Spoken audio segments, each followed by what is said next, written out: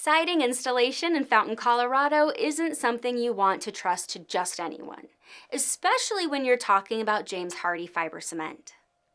Our Colorado weather throws everything at your house.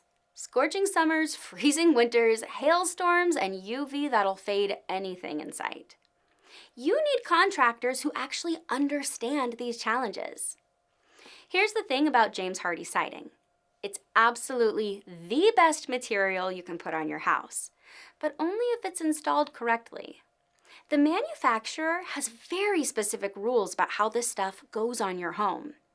Get it wrong and you're looking at voided warranties and expensive problems down the road.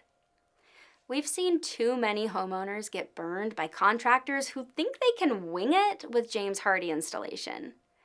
These aren't the same techniques you'd use for vinyl or wood siding.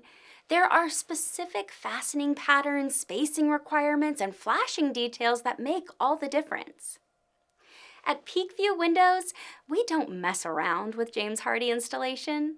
Our military background taught us that doing things right the first time isn't just preferable, it's the only acceptable option. We're certified James Hardie installers through the James Hardie Alliance program, which means we've been trained on their exact methods and requirements. James Hardie won't burn, which is crucial in wildfire country. The Color Plus finishes resist fading for 15 plus years, even with Colorado's intense UV exposure. The 30-year transferable warranty adds real value when you sell your home. Not every contractor can handle James Hardie properly. You need to verify certification, licensing, and recent local experience with fiber cement installations.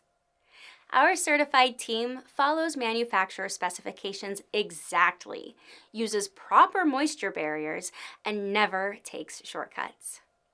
Ready to get James Hardie siding in El Paso County, Colorado that's installed right the first time?